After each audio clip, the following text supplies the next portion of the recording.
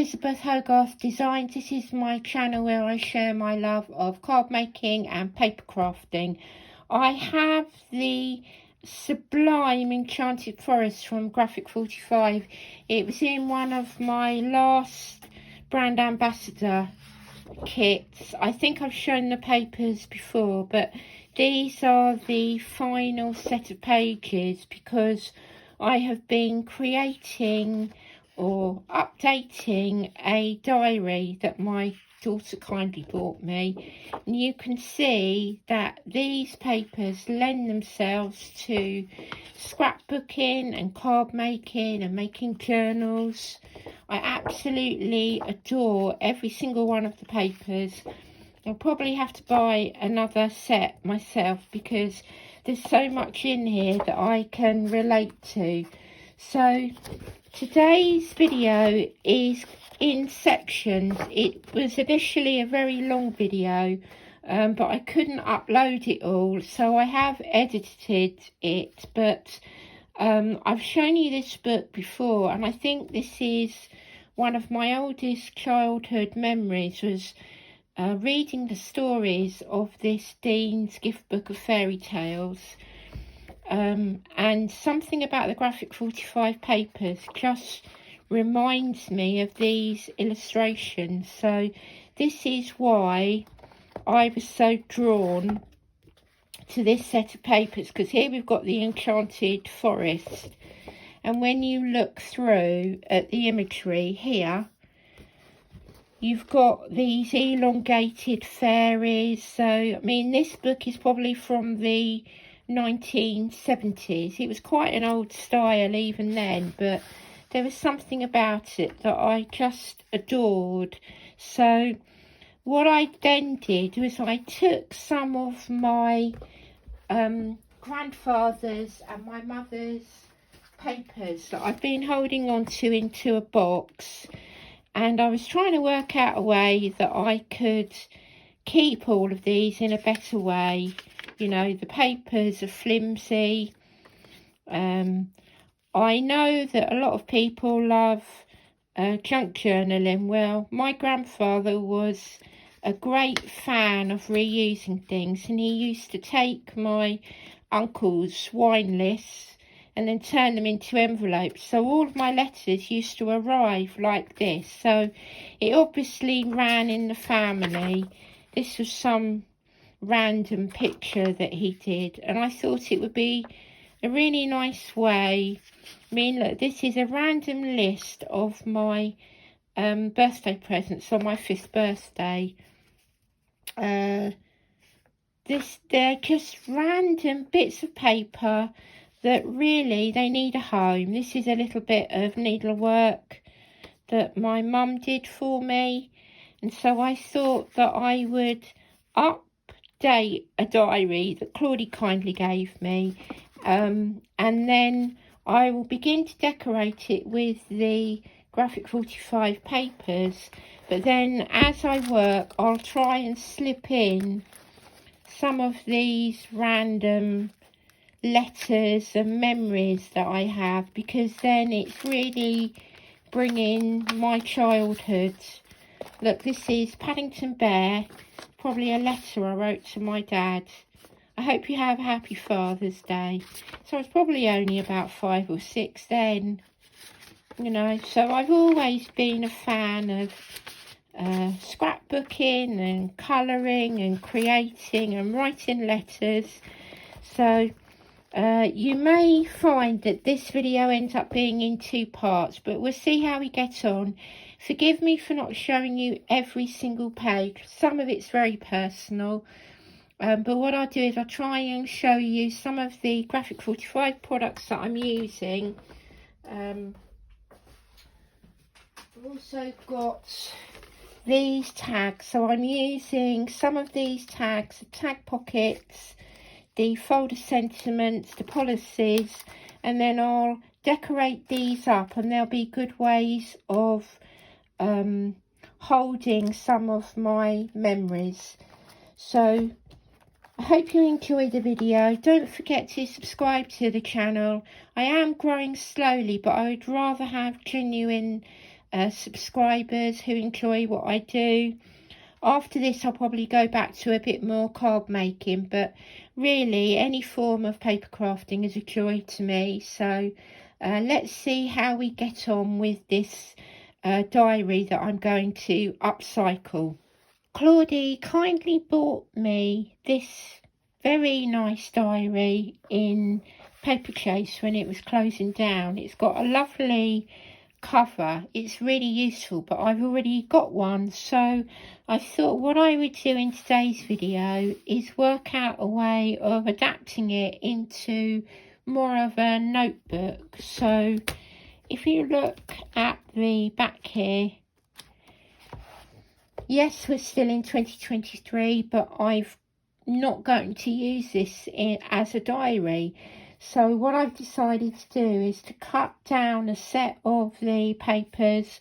I've mounted them onto blackboard, and I'm going to create a set of pockets, and I'll literally have to do one for every week of the year. So I'll cut it down into 52 parts, and then I will be able to use this as more of a notebook, and I'll add other additions from the Enchanted Forest. So I'll make the pockets first and decorate it, and then I'll come back in and add more of the details. Then I will decorate the outside. I'll keep the back as it is because these things are useful no matter what year that you're in. But it's a really nice notebook for a couple of pounds. It would be a shame to see it go to waste. So this is how I am going to adapt it. A friend sent me a stack of strips of black card that I keep by me, and then on days when I don't really feel like creating something, I take a strip and then I use my offcuts that I'll show you in a moment. So I knew that I had plenty of these black strips to use in the diary, so I cut it down. I think it's round about 10 inches high. It's about 2 and just under 3 inches wide, and I'm going to use these to cover up the date. I still want to have the grid. Some of these I might block out, but I'm going to make a set of decorative borders, and I'll probably turn them into pockets so that I can slip things into, and then I've still got the rest of the page. So as well as cutting the papers themselves, I wanted to use up my graphic 45 strips. Now this is only part of them because I've pulled out the ones that worked with this colour family. So I've got the odds and ends from the Enchanted Forest that I've been using so far, and then I've taken various strips. I normally keep them with each one of the collections, but then when they begin to overwhelm me, I use them in this way that I'm going to show you. So these are all the colour families, and the wonderful thing with Graphic 45 is that somehow or other, all of the patterns, all of the designs, all of the colours, particularly within the collections that I've got, somehow work together. So to the left of me, I've got this box. And I'm going to take one of these strips, and when I'm working on my desk away from filming, I've got a big glass mat, and that's ideal for this because you're going to end up sticking onto your surface. So don't worry about that, because right at the end is when the magic happens. And then it's a matter of taking your strips. This is one of the stamps from the Enchanted Forest, and laying them onto the card until you've got a design that you like. There's no particular way that the patterns will go. You'll just end up with a set of patterns and papers that you're like, I find it easier, it's a bit like crazy paving, it's easier if you leave a tiny border of the black to frame each of the pieces, and somehow or other it brings it all together. So then we'll try that in here. Just going back into the box, trying to find some pieces that will work.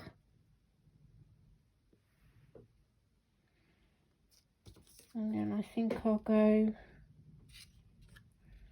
this way. I tend to just go on the angle. It's a bit like a log cabin kind of effect with your quilting, but I've done lots of these now. I wasn't really feeling like crafting, and I find this very therapeutic, just mixing and matching all the colours. No, I don't want two of those. Let's take that away. And don't worry about all the extra bits that you've got, because you'll end up using them within any number of your designs. It would also make a fabulous bookmark. I've made quite a few that I'll show you that when I put them into the diary. And it's also a really good card base. So you could have a DL card,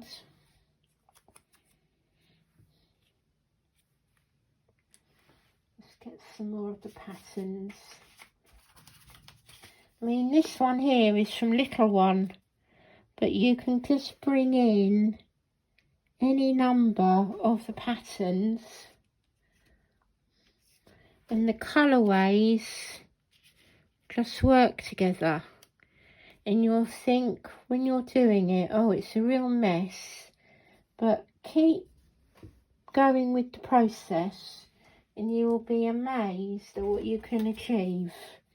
And then really, it's a really good way of using all of the excess bits. So I'm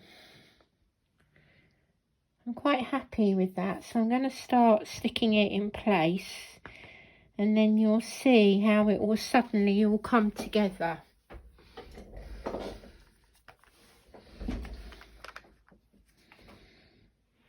Let's go with this one first. Use wet glue. Don't have to be exact with it, but I'm quite frugal with the patterned ones because then I can use them again. So let's try and keep a small border. I'll go with this one again.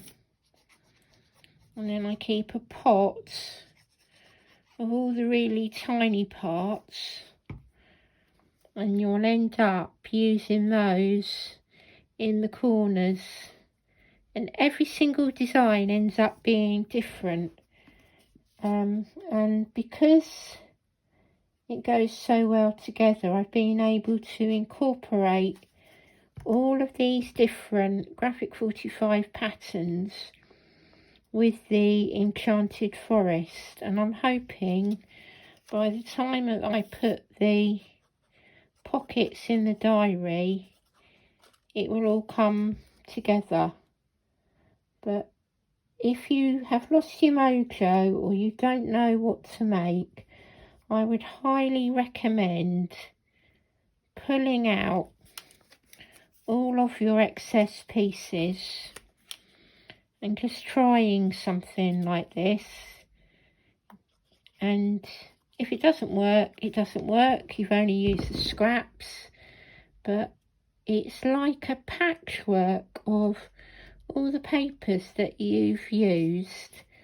I mean, this one here has still got the heading on it, but because it's such a nice ivory cream, I'm going to keep it in. So this was Portrait of a Lady. I've used some of the Warm Wishes papers here, and you can stand up with this rather eclectic set of designs, but overall it makes this amazing patchwork of patterns and colours. It's a bit like creating your own background papers, but you will think that I'm making a real mess here, and it won't make any sense at all, but you will be pleasantly surprised that when you come to cut away the excess, how effective the end results are. And as I say, I keep every piece of this, and then on another quiet day or a day when I don't know what to create, I'll just have another play. Oh look, I've got some more. Off we go. No, we'll keep that cute little design in, and it matches with the colours down here. Well, as I say, I think every single design has been different. And then you want a big pair of scissors, or you can use a blade or a guillotine. And then we're going to turn it over. This is where you want your non-stick surface. And then you're just going to cut away the excess.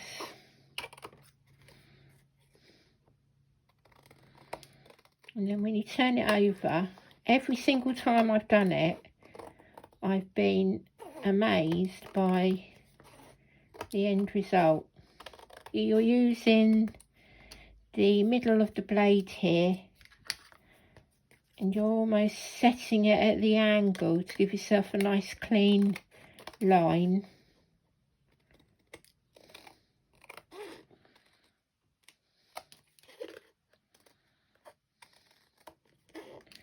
And leave all the bits to dry, and then you can use them on another one. Just keep your box. And let's take this out of the way so you can see the big reveal. And then as you turn it over, you've got this amazing patchwork pattern. It's really arts and crafts. I think they're fabulous. So because I've been using a rounded corner on the diary, I'm just rounding off the corner. So that's the one we've just made, and this is the batch that I've made today, and you can see just how they work together, but every single one of them is different.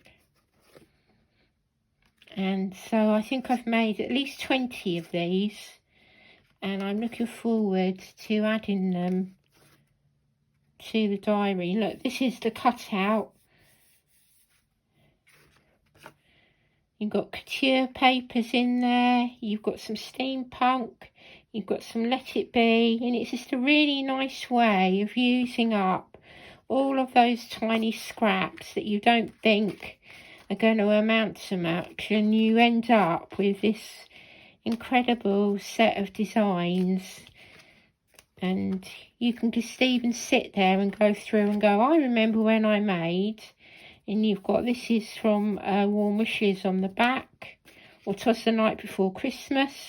You can be a bit geeky about your collections and say where they all came from. So now that I've got this set here, I've also made up a set of the papers. And so the next thing I'm going to do is start putting the diary together. I'm going to make up all the pockets, and then I'll go back in and I'll decorate again.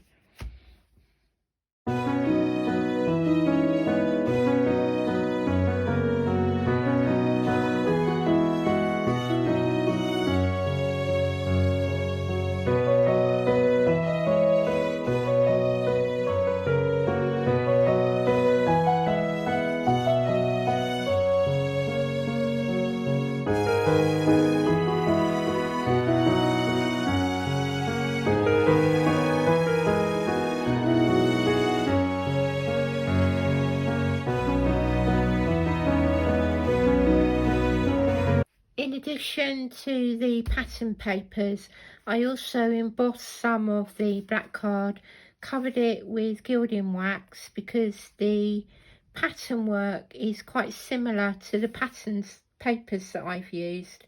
So these ones probably won't become pockets. So because I've embossed it, I'm going to add some red liner tape just to make sure that the ridges are secure.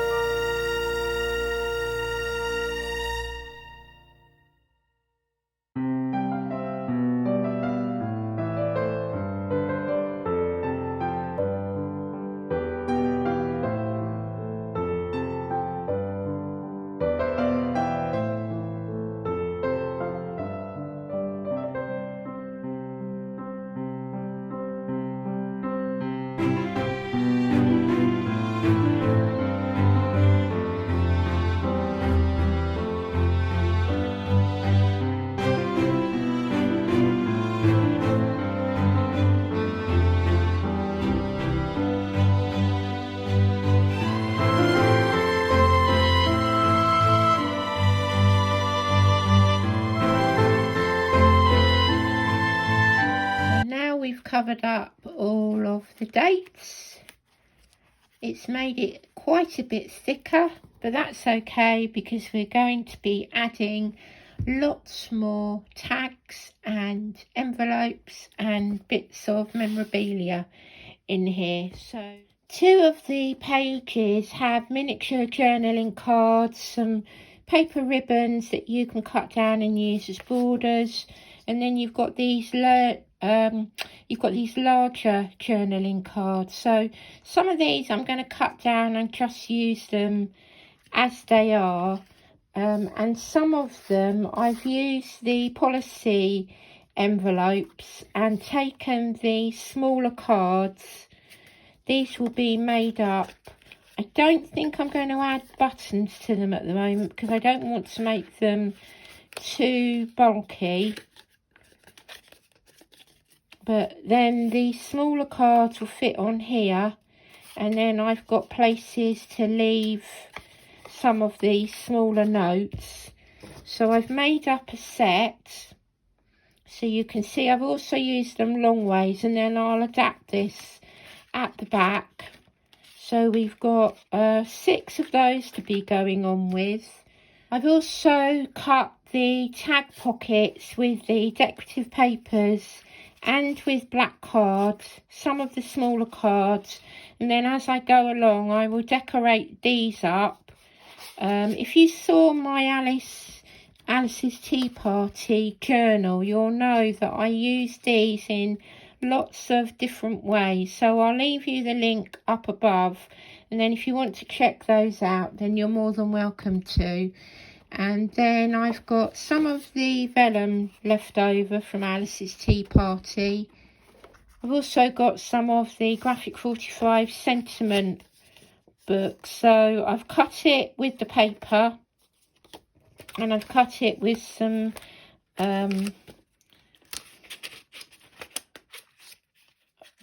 thin ivory paper, and then I may well make some books as I go along. So I've done my die cutting. The pockets are now ready, and now I'm going to start going through. Again, some of this may change when I add my grandfather's letters, but let's make a start. This is the diary back again. So here are all the pockets. I know that I kept them all the same, but I'm going to build upon it. So I wanted to make a start. I wanted to be able to use all of these pieces. So I mean, another time you could probably do them in different ways, but my priority was to cover the dates. So then I cut down one of the larger papers, and eventually I will ink this and add this to the front. It's a shame to cover this, but I want the whole thing to come together, and I really love this particular storybook because it takes me back to Dean's. And then I've got a similar page to go on the back. I might need to make some holes for it to sit around this part here, but that essentially will go on the back, but I think I will add those at the end. And then I've got one of my favourite pages. Look, if music be the food of love, play on, which is from Twelfth Night, which is why Olivia has her name. So I'm being very sentimental as I put this book together, but I thought that would be a beautiful inside cover page.